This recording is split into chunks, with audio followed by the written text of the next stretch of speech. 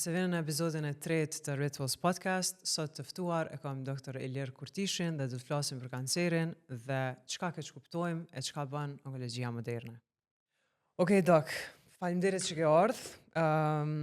Jam shumë e lumtur që kam folur për një temë që është gjithmonë aktuale edhe është tema nashta që i frikson njerëzit mas shumëti, edhe për çfarë është edhe shumë e rëndësishme me fol, ndoshta pak me zbut edhe me i tregu njerëzve se qysh mujnë me u mundu maksimalisht gjatë jetës të në mi parandalu, po edhe nëse e kanë se qysh mujnë me pa qatë anën e mirë të dritës nashta dhe me thonë që ka shpresë edhe ka mundësi edhe me, se mos sot që po avansohen edhe metodat edhe po dalin sene të reja dhe metodat të reja qysh mi menaxhu kancerin.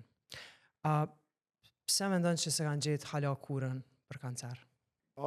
Do trajtimi i kancerit është pak problematik, edhe me qenë se është i vjetër sa vjet njerëzimi, edhe trajtimi është i sofistikuar, është i veçantë, edhe pse bëhen shumë hulumtime, shumë investime, me miliarda, me dollar, ajo finalja që të jetë një barë universal për gjithë këto është problematike, me qenë se natyra smundjes është e tillë, edhe kanceri është ndoshta qeliza më e mençur që ekziston. Edhe din me reagu në situatat ndryshme që vetë me mbjetu. Për këtë arsye edhe sot ka Po është definitivisht një farë evolucioni në vetë që ndodh mbrana organizmit edhe ton kohën është një farë lufte mes imunitetit ton edhe qasaj që mësohet me mësu strategjin imunitetit ton edhe mu mshef mbrapa përgjigjeve tona. Dhe të edhe pse është bosë deshifrimi i kodit genetik, pra dhe të njeriut edhe të vetë tumorit, pra bëhet një sekvencionimin i gjeneve dhe bëhet një hartë, një analizë genetike e kësaj smundje, prapse kjo në forma caktuar din me i anashkalu ato. Për këtë arsye është problematike.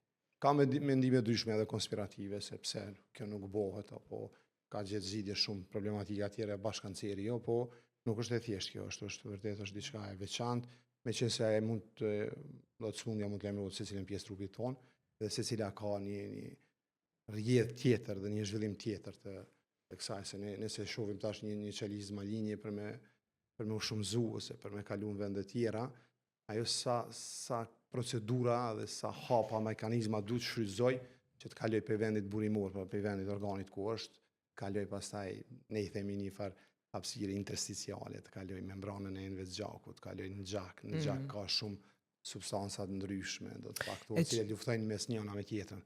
Edhe ajo me mbri, pra me vendos me një organ tjetër, dhe aty me gjetë një ambient, me kriju një ambient përshtatshëm për vete, që ajo me i anashkalu dhe me ikë sistemit imun. Është diçka e veçantë. Kretë kohën që atë lufte ka, me ikë sistemit imunitar tonë. Po ne nuk është bërë shumë, sot është bërë të vërtet është bërë shumë, nëse krahasojmë me vitet 60, 70, 80, vitin 2000, dhe kemi kretë një strategji tjetër të mjekimit kësaj smundje. E çka është për njerëzit kështu në mënyrën më të thjeshtë biologjikisht, çfarë është kanceri në esencë? Është një qelizë e cila me kohë ik mekanizmave të organizmit tonë kontrollës dhe shumëzohet vetveti shumë. Nuk ka mundësi se si mund dalë ajo. Dhe për fat keq tonit të organizmit, ajo mbijeton në kurriz të qelizave të shëndosha. Pra, ja merr ushimin qelizave të shëndosha, i lën pa ushqim adekuat, shumëzohet, ato qelizat e shëndosha vdesin, dhe duke vdek ato numri më i madh i tyre pastaj pson edhe organizmi.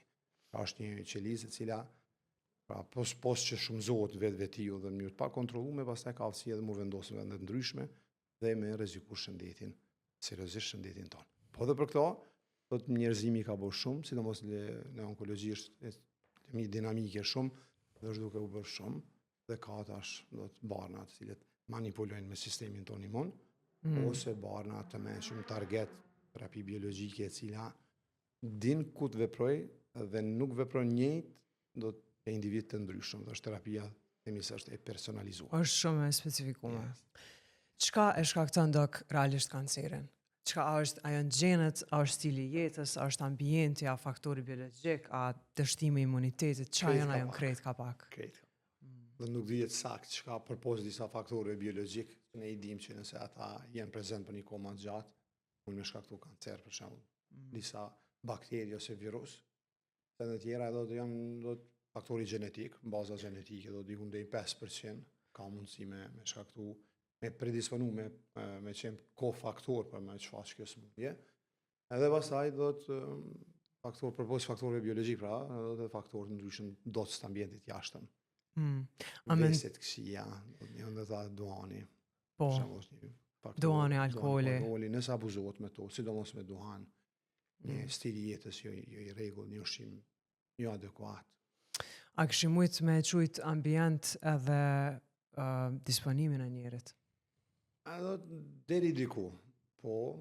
Se unë mendoj që për shembull imunitetin e ul ka shumë disponimi i njerit gjithashtu. Imunitetin e ul, po, disponimi i njerit, po gjithmonë me që njeriu në disponim është pak problem. Po, njeriu me gjithë forca pak të brendshme për disponim edhe se ne kemi do sfida dhe ndryshme gjatë. Po foli për asnjë raste kur dikush është ekstrem në disponim të kaq për një kohë të gjatë ose ka një mërzi. Kompromiton dukshëm sistemin imun, edhe kjo më pas manifestohet që jo vetëm smundjet kanceroze, po gjithë organizmi i vunë. Dhe ndërto, me qenë se qeliza kanceroze, themi kështu, se qeliza dëmtuara, e ne krijojnë gjatë gjithë kohës. Çush mund mi thonë njerëzve që se për shembull shumë njerëz kur e ndëgjojnë që ndoshta ka kancer ose ka pas kancer dhe dikush që ka jetuar shumë shëndetshëm, thonë që edhe ky edhe pse ka jetuar shëndetshëm pat kancer dhe arsyetojnë stilin e keq të jetës të vet. Ajo është numër i vogël i atyre që për shembull mund me pas stil të mirë të jetës dhe me fitu, meqenëse kërkush nuk është i privuar nga kjo smundje. Normal. Pra mund të një iniciator, një trigger me qenë në organizmin tonë dhe një moment qelizat e sistemit i mund me dështu ose mos me mujt me balansu dhe me i largu qelizat e damshme dhe ajo me fillu me shumëzu. Dhe këto qelizave, këtyre qelizave ndihmojnë faktorë këta ndryshëm të ambientit jashtëm dhe stili jetës ka rëndësi dhe healthy, ushqimi shëndetshëm normal. Dhe shumë gjasat më të mëdha janë ata të cilët nuk kanë stil të mirë të jetës, ushqim shëndetshëm të sprovohen me këtë smundje sa ata të tjerë. Normal. Edhe këto e përkatëson edhe ç'më thon kalimi i viteve, domethënë sa më shumë që nuk mundem më siguru veç në 20-at është lehtë. Mos mi paq ato sane, po në 30-at, 40-at veç i arrit vetë gjasa. Organizmi është i ndërtuar të tillë, sa më i di që është për momentit, edhe njeriu fillon e plakut për momentin që lind. Po. Për momentin që fillon procesi i plakjes. Dhe për këtë arsye do të sa më shumë kalon kohë që jeton, që nështrohet faktorëve ndryshëm të ambientit jashtëm, edhe dëmtohet më shumë. Tendencia e dëmtimeve është më e madhe. Me qenatë që kjo, cilat faktorë rreziku për kancer në vlerësohen mas shumë të ndoshta që si njerëzit tjerë nuk i marrin parasysh?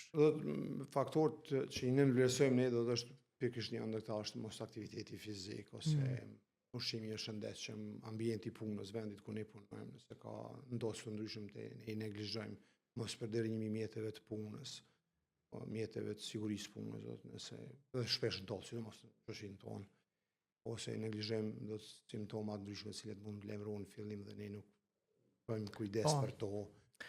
Pastaj ekspozimi pa kontrolli rrezeve të diellit. Në përdorimi disa substancave në masë të konsiderueshme, septikëve, disa.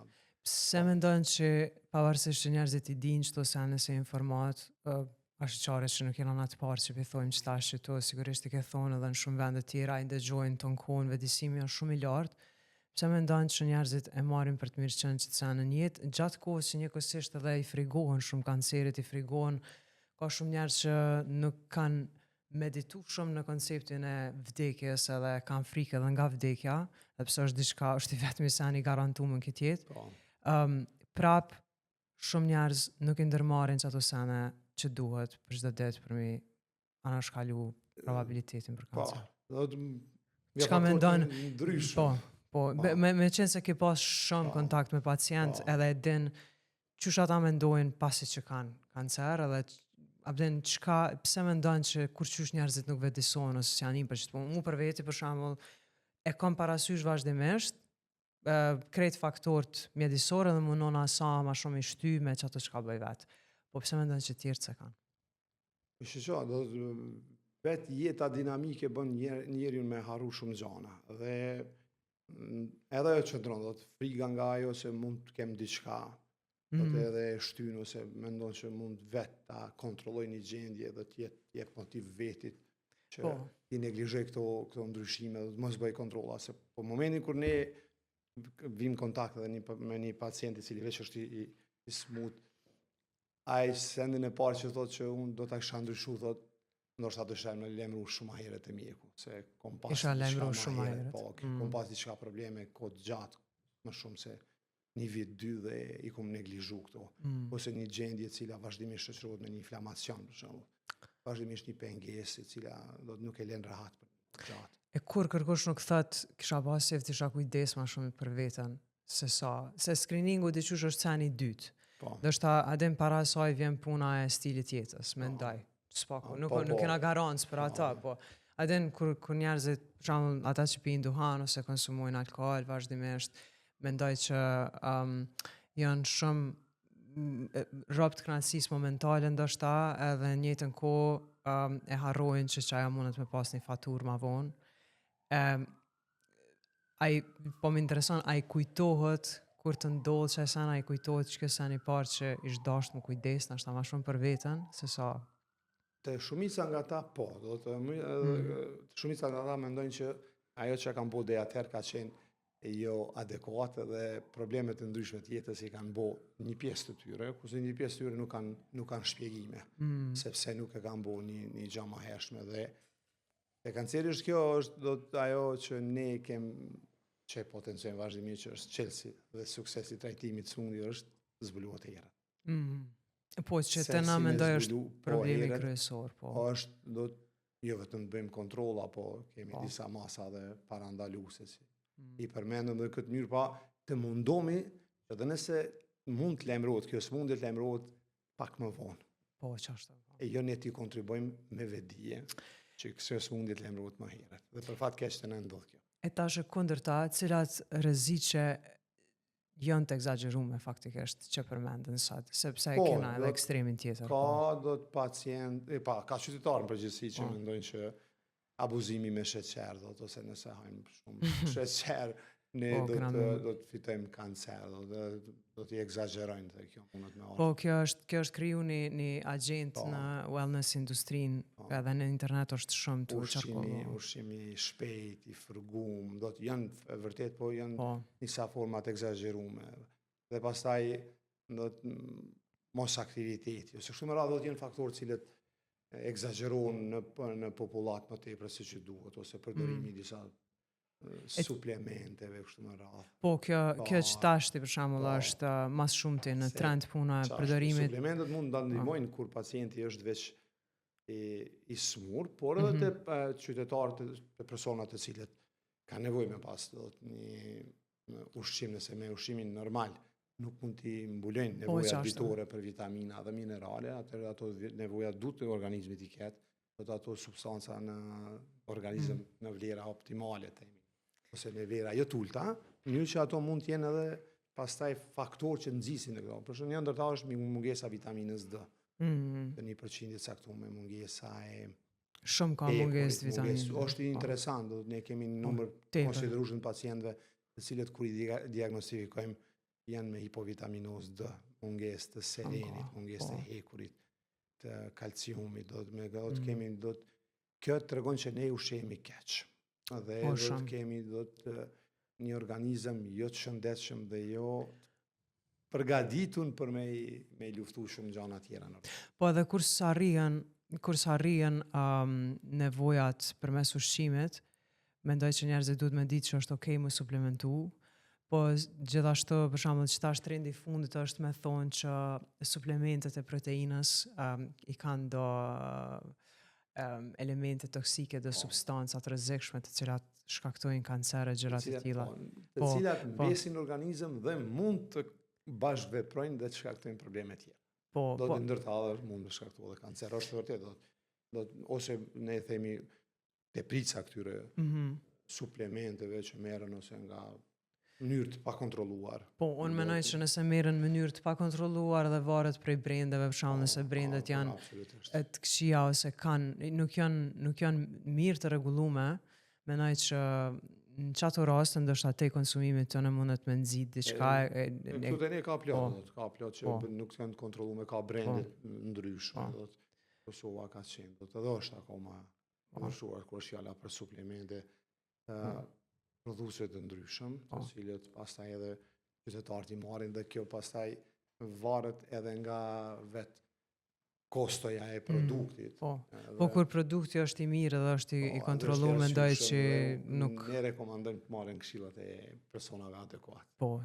Qoftë profesionistë shëndetësor mirë, ose personave që merren me këshillime për ushqim të shëndetshëm, për dietë dhe mos të bëjnë kryt ose mos të marrin informacione gjithmonë Po. njerëzve laik ose vetë të tentojnë të zgjedhin ato cila është më e mira. Qa Pasi që menon? këto gjitha kontribojnë pak a shumë në një farë gjendje jo nëse organizmi do të merr sasi tepruar që e shtyn organizmin me qenë jo funksional.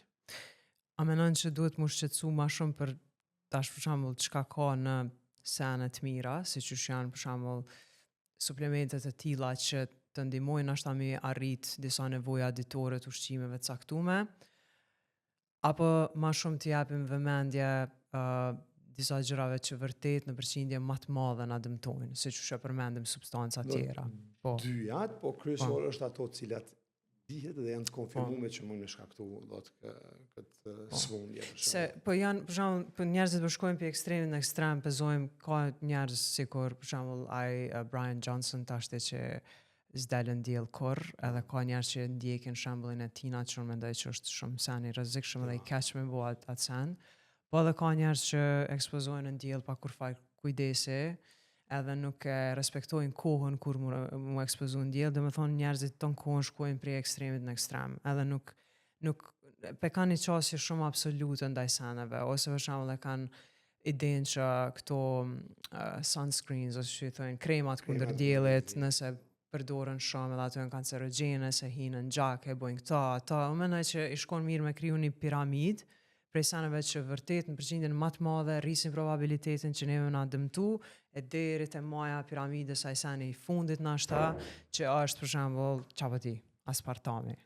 Në shumë folim. Qa menojmë për ato, për mbezust artificial, është një temë shumë e përfolun, edhe thojnë që, për shembull, edhe është egzagerume edhe ajo. Shumë egzagerume. Edhe edhe është një prej fenomeneve të egzagerume, një si sheqeri që mund të bëj, edhe do të kasi në social media informata të ndryshme të pak filtruara të cilët bëjnë që ai shkakton sakt kancer. Ajo që është e konfirmuar te ne është do të dihet një infeksion për shembull një HPV virus, nëse një person e ka, nëse nuk mjekohet mirë dhe qëndron për me vitet tona, ai sigurt ka më shkaktu me një periudhë caktuar të kohës kancer. E vërtet, sidomos nëse Helicobacter pylori i cili nuk mjekohet, dhe nëse qëndron në organizëm një kohë gjatë, mund të shkaktojë ose mund të nxjisë të shkaktojë kancer të lukthit, ose një virus i hepatitit C, nëse qëndron një kohë gjatë në organizëm, mund të shkaktojë kancer të mëlçisë.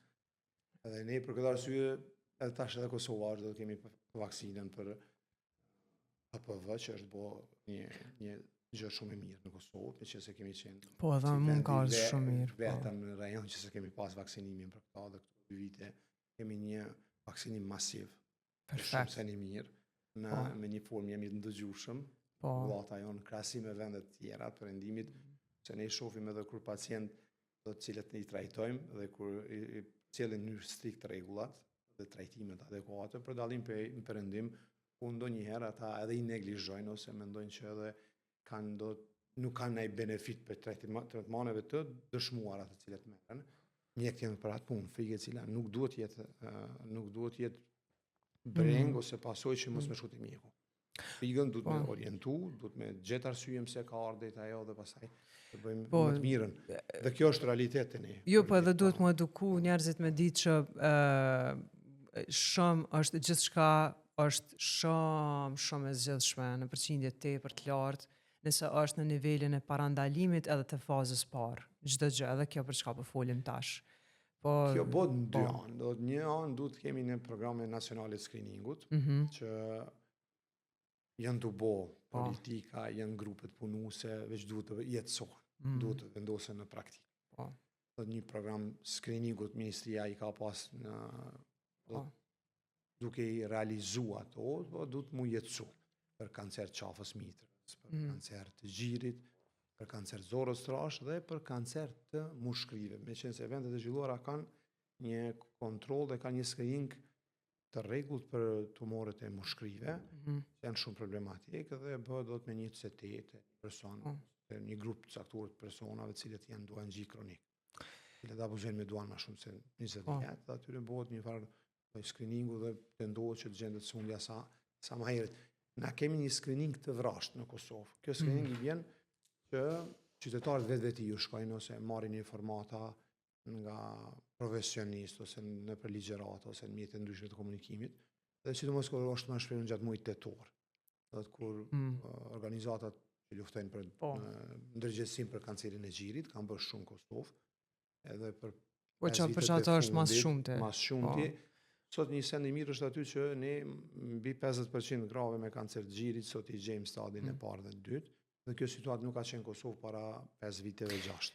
E tash me qenë ashtu, më duket që te pjesa e kancerit të gjirit definitivisht janë njerëzit më të vetëdijshëm, jo vetëm për fakt që ka shumë kampanja gjëra të tilla që është tepër mirë që kanë bërë, por kur vjen puna te kanceret e mushkënive për shembull, është shumë ndryshe, ka komente të tilla sikur gjyshi jam, ose gjyshi këti, ose kushia jam, kapi duan, ka e tu, qysh mujmë mja spjegu njerëzve që shkenca nuk funksionon në qitë mënyrë me kojshi, edhe me tezë me hala. Ato janë argumente shkencore. Duhani është i konfirmuar që është përbërësit e duhanit, janë dikon 6-7 karcinogen të cilët me kohë në sasi të caktuar kur merret ato shkaktojnë kancer. Jo vetëm kancer të mushkrive. Grimcat e duhanit shkaktojnë kancer të buzës, kancer të fytit, kancer të pankreasit, mund të ndikojnë në kancer të lukthit, kancer të fshikëzës urinare, edhe shumë lloje. Se problemi është e thithja e tymit më shumë se sa te në nikotina vet. Po, absolutisht nikotina ka efekt tjetër, mi po të grimcat cilët do të djegën dhe krijohen në tym duhanit, ato futen. Dhe kjo nuk guxon të jetë, ne të mendojmë si që ka menduar. Po, për faktin që për shembull dikush ka jetuar deri në çat mosh, ai mund të ketë pas probleme tjera, probleme tjera, ose duhanin ka mujt ta konsumojë në forma ndryshme, nuk e ka marrë çdo ditë. Çashta po. Ose nuk e dim, nuk e çashta. Do të kjo janë gojë dhëna, të cilat mund shumicën e raste mund me qenë më jo reale. Por ato se na i shohim sot, do të shohim ato dhe nga praktika e përditshme më shumë se 90% pacientëve që ne i kemi me kancer janë mushkënive janë duanxhi. Cili kancer është më i shfaqur në Kosovë? Në Kosovë është njëjtë si në vendet e Ballkanit. Dominon te femrat kanceri i gjirit, do të është kryesori, ndërkaq te meshkujt kanceri i mushkëve. Meqense se edhe janë abuzues më të duhanit, por edhe numri i femrave të cilët kanë kancer të mushkëve është në rritje në Kosovë dhe të ato prapte. Aty është një pjesë që janë të konsumojnë duhan abuzojnë, një pjesë me bazë gjenetike. Dhe më njëherë pas tyre vinë tumoret e tubit digestiv ose traktit digestiv, ku dominon kanceri i zorit mas shumë të meshkujt, se sa të femrat, por në përgjithësi nëse e marrim si sistem të organeve, ai tubi digestiv do të me kanceret të llojeve të tjera dominon edhe më shumë se gjini, nëse kemi 500 raste me kancer gjirit në vjet, në tub digestiv, nëse aty hinë edhe lukthi, pankreasi, që kemi pak më tepër. Shkak djegstit edhe mishit 4 herë në ditë, 7 ditë në javë. Kjo është një nga shkaqet. Po, edhe mos aktiviteti, obeziteti. Meqense se na kemi në Kosovë kancer të zorëve mosh 40 vjeçare. Po, shumë, po e vërtet. Dhe para një javë ne kemi pas klinik një vajzë 2002, 23 vjeçare me kancer të zorë trash. Ose para 10 viteve kemi pas një vajzë e cila ka qenë 19 vjeçare me kancer të zorë trash, ajo ka pas trashëgimi familjare, meqense pasi që është diagnostikuar ajo, një vit më vonë 2, është gjetë që edhe baba i saj, do të prindi i saj ka fitu kancer. Dhe është mbartë, është parë. Qëtash kam ndërlidh që të pjesa e pastaj edhe qysh mbi pesha ndikon në qëta, po në diçka të rëndësishme për pjesën administrative dhe qysh menaxhohen edhe fakti që të ne pacientat janë kogja të rregullt edhe të ndëgjueshëm. Pacientat janë mirë, po çka mendon për pjesën administrative të menaxhimit të këtyre gjërave të na edhe sa kanë ndikim mjekt në që ata, për shembull, të një rast, sikur personi i fundit që e merr ata për instancës më të lartë, qysh mundet mu menaxhu prej mjekve që ajo pjesë që ka vjen prej snalti për shembull, kur vjen punat e menaxhimi i sa barna i marrim, qysh është data e skadimit e gjëra të tilla. Ne nuk kem si onkologji për momentin nuk kemi asnjë problem kur është fjala për furnizimin me barna për ato që janë ekzistuese dhe planifikimet që ne i bëjmë, por ato varirojnë nga vit në vit me qenë se jetëgjatësia pacientëve ka ndru, jetojnë më gjatë dhe ka incidencë, do të ka raste kur ka më shumë pacientë të cilët lajmërohen për një patologji krahasim me vite tjera, por kemi një farë hapësire që ne në kuadër të asaj mund të bëjmë kërkesa për barna. Ajo që është bërë në Kosovë, këto viteve të fundit që kemi pasur listën esenciale të barnave, dhe shpresojmë që edhe këtë vit ose vitin tjetër kemi akoma barna, me qenë se ne pam para 2-3 dite, që janë miratuar dhe disa barna tjerë që kanë impakt në gjatësinë e pacientëve, edhe barna të cilët vërtet janë domosdoshëm për trajtimin e formave të avancuara të smundjes. Mos ngelim bas me vende tjera të rajonit dhe qytetarët tonë të kenë një benefit për trajtimeve moderne të cilet i ka. Kosova nuk ngec pas. Për marrim parasysh që ne jemi si institucion 15 vite, do shumë të ri. Për këto 15 vite kemi bërë revolucion në shëndetësinë e Kosovës, sidomos një qendër onkologjike e cila sot shifet me lakmi edhe nga vendet e rajonit. Edhe si vendet e 2 rajonit, po qëllimi jonë është që ne vazhdimisht të bëjmë tendenca në përmirësim në kvalitet shërbimeve edhe qytetarët marrin shërbimet në vendin tonë dhe me ndihmën e vazhdueshme që kemi, ndihmën dhe suportin prej instancave më të alta, duhet bëhet po. Edhe po bëhet më mirë. Realisht është kjo, është situatë reale kjo. Investimet në onkologji do të Covid-19 kanë qenë evidente. Edhe menaxhimi i barnave është i mirë. Po.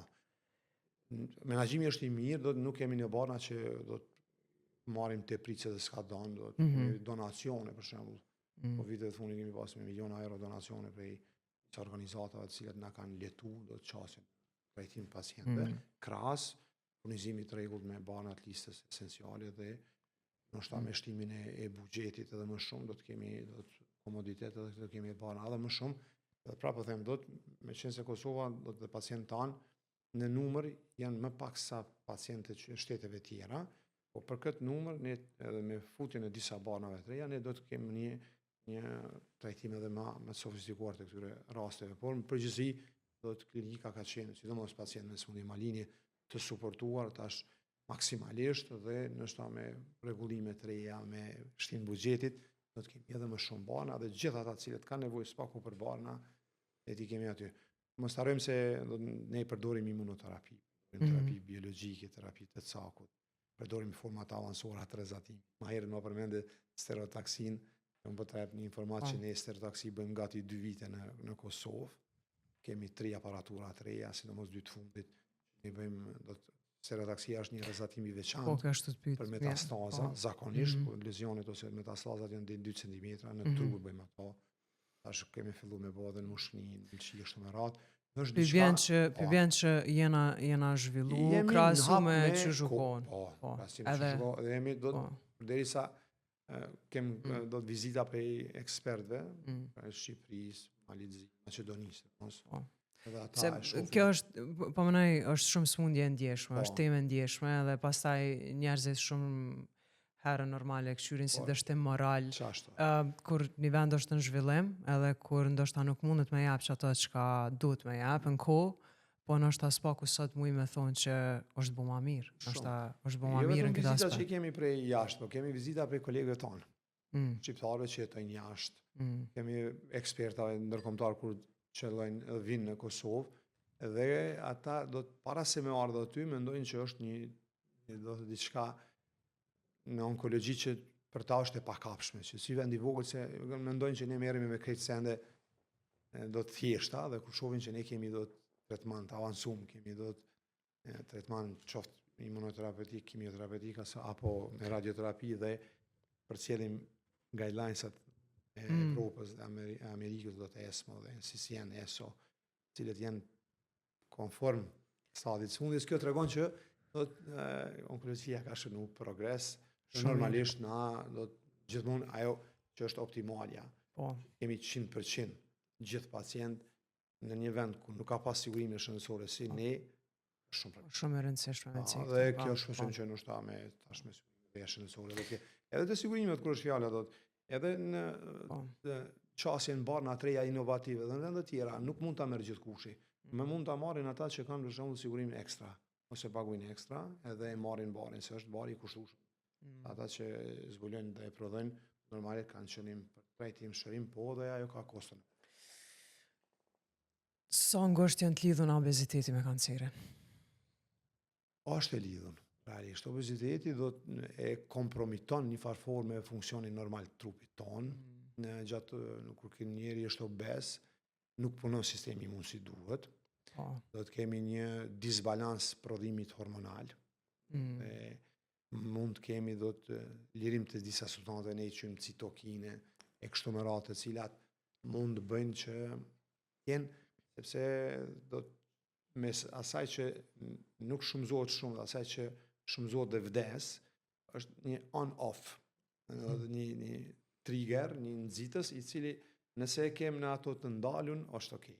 Se ai aktivizon dhe dikush që e aktivizon atë mund të jetë edhe obeziteti, e bën on dhe ajo kur merr atë impuls, ajo din pastaj se si ta manipuloj sistemin imun. Si është i zgjuar, po jo 100% i saktë, se përndryshe nuk kishin pas kancer. Dhe ne me banat e reja me sistemin imun, me imunoterapi, na pikërisht këtë bëjmë. Se qelizat malinje i bllokojnë qelizat imun. Dhe nuk i lejnë që ato të bëhen aktive dhe obeziteti është një nga ato faktorët, por për arsye edhe në vendet e zhvilluara që kanë probleme me obezitet kanë edhe numër më të lartë të sëmundjeve malinje.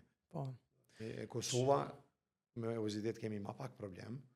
Se ne si popullat mund të themi ntojza jemi pak më nervoz, ndoshta edhe kushtet materiale kështu nuk kanë lënë. Përqindje e vogël e njerëzve që janë obez. Po jo një formë na mbron. Po çka po sëmundjeve malinje. Po është shqetësuese veç fëmijët me këshyr. Shumica prej tyre janë ato e zhvilluar një gjenerat. Ajo është një keq ushqyeshmëri, edhe një ves i keq edhe i prindërve. Po shumë. Me qenë se ata dojnë vazhdimisht me ushqy fëmijët dhe me qenë nuk do të thotë fëmia i trashë të jetë i shëndosh. Po, mendoj që qëta është, që ajo nështë pak është largu, po mendoj që qasja e gabume në, që me thonë, lidhjen me fëmijët në kontekstin që për shkak të jetës dinamike nuk po ka shumë kohë mu koncentru njerëzit në fëmijët tjera po janë në shkollë ma shumë se gjysën e ditës, marketet që janë rreth shkollës, mbushën me gjithçka. Po 80% prej tyre janë veç me apletsu dëshirën fëmijëve, tash aty u kriju ideja që sheqeri e shkakton këto. Po nuk është puna të sheqeri, po faktikisht është puna të sa lehtë është me hongër ma shumë se sa që duhet, edhe sa që i vyn trupit, edhe mungesa aktivitetit fizik, e bjen njerin deri te mbi peshë, obeziteti që pastaj krijon një ambient i cili është. Po, janë ato e kriju faktikisht, po mendoj që po tutna që janë ato kriju një gjenerat të fëmijëve që janë të u bë obez ose janë të u bë mbi peshë, edhe kanë më rrit mandej qashtu të na. Ka problemet, ka tendencë të tillë, po kjo krejt varet edhe për edukimit shëndetësor. Është kryesor, do të më qenë prind, edukuar dhe do të komplet fëmia, edukatori, ashtu me radhë të ketë kujdes të veçantë. Edhe është do të nevoja për ditëshmëria dhe ngarkesat e punës edhe mos pasja e kohës për fëmijët, ajo që ndodh fëmijët në një. Po është stresor si shumë probleme. Që është problem. Problem që shihet me kohë do të mas 10-20 vite. Po çashtu. Sekreterat. Në përgjithësi si popull, si Kosovë do të kemi më pak problem se vendet e tjera me obezitet. Jemi dhe kjo është gjë e mirë. Edhe jo vetëm me obezitet, po mendoj me shumë sene se jena pak më mbrapa në çdo aspekt është më sen pozitiv që ajo. Çfarë roli lun aktiviteti fizik, ushtrimet në parandalimin e kancereve dhe masa muskulare? Kjo është e kundërta asaj tjetrës. Nëse kemi një masë muskulare adekuate dhe nuk guxojmë të mbesim ajo që keq kuptohet që të mbesim pa sheqer komplet. Se nëse s'marrim sheqer, s'marrim yndyrë, organizmi ka nevojë edhe për sheqer, ka nevojë edhe për yndyrë në masë të konsiderueshme.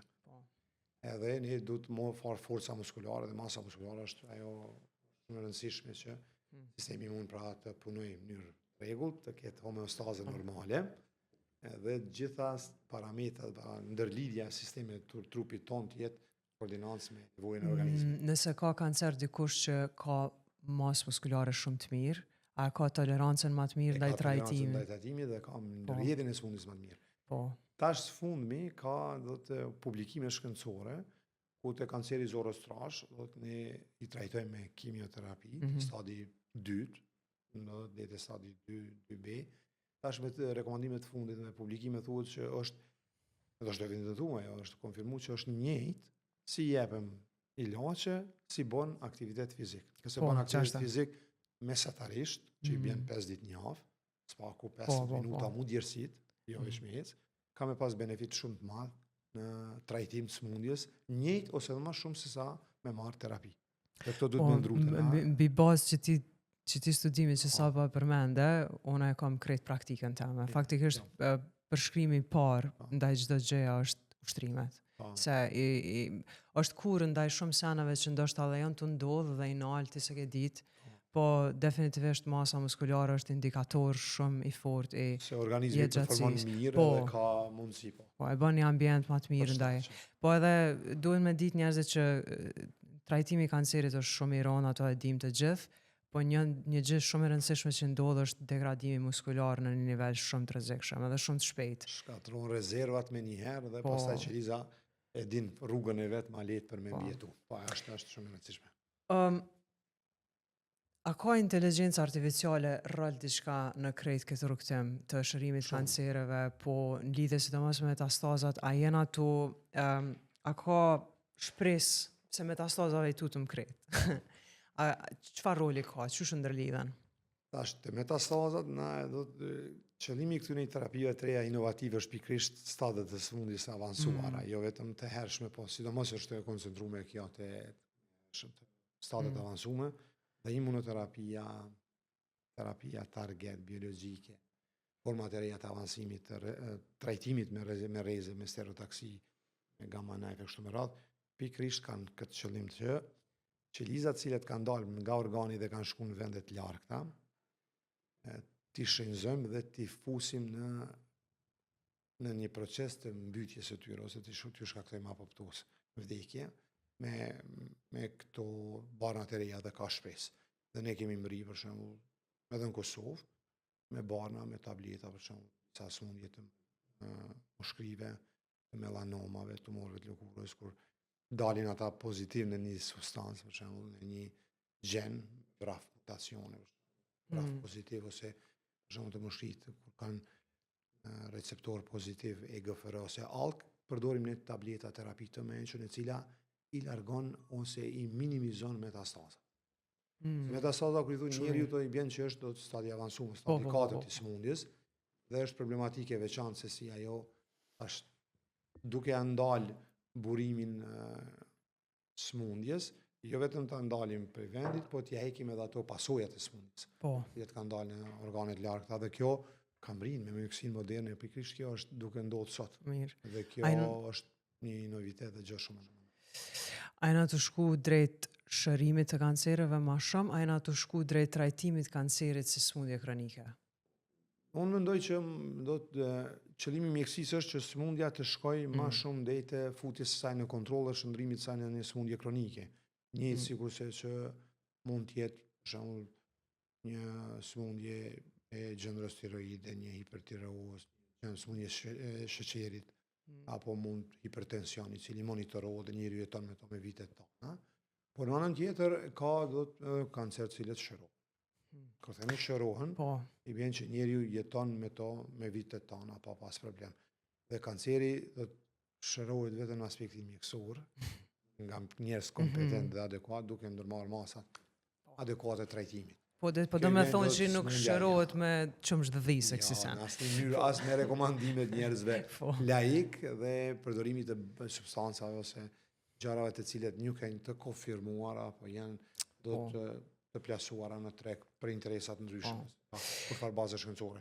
Kur themi shëruam, jemi do të korrekt, do të shërimi bjen, të mos kemi sëmundje, ose cancer free. Dhe kjo i bjen nëse sëmundja është stadi 0, stadi 1, 2 dhe me një intervenim ose me një qasje multidisciplinare, qoftë kirurgjikale, qoftë onkologjike, lehtë, medikamentose kështu me radhë, pacienti ta kaloj sëmundjen. çka është diçka e përbashkët që e ke vrejtë të në krejt këto vitet përvojë që i ki edhe krejt ta pacienta që i ki pa, çka është ndoshta një sen ose 2-3 sene që janë common denominator kështu, si premruesi. Shumica shumica dërmuese janë njerëz shumë të fortë, Po, njerëz moralisht përgatitur, po. për me luftu smundjen, rrallë na ka ndodhur që ndonjë jetë i dëshpëruar, po Më kujtohet kur e kena pas gjatë kohës studimeve, më kujtohet që kur na kon repartin e juj, kalon përshtypje që në çato rrethana ata janë kon shumë më me disponim të mirë edhe shumë më optimist se sa krejt rrethi vet. Faktikisht kur i veshin familjar të bëheshin mazi krejt situatën, ndërsa ata ishin shumë më a mendon që ky faktor lun shumë rol në në zgjidhjen po. e tre edhe po, është e vërtetë. Dhe kjo ndihma psikologjike ka rëndësi shumë të madhe, po ne si profesionist do të ne mjekët vet, edhe stafi që punojmë aty, së bashku me psikologë që i kemi në klinikë, do të bëjmë një trajtim të pak më të veçantë dhe kemi një afërsi me pacientin pak më ndryshe se sa profesionet tjera, me qenë se ai do të përmes teje shef jetën përpara. Dhe kjo neve na motivon edhe më shumë, do të jemi korrekt, jemi do të në koordinancë edhe në një bashkëpunim shumë ngushtë mes mjekut dhe pacientit, dhe ta motivojmë që ai të ndjek rrugën e më të mirë të mundshme trajtimit, duke ja tregu të mirat dhe pasojat të cilat mund me ndodh gjatë hallkave të trajtimit. Edhe ne kemi raste për shembull kur duke trajtu pacientin nuk shkon mirë, kjo ndodh jo vetëm në Kosovë, ndodh edhe në tjera.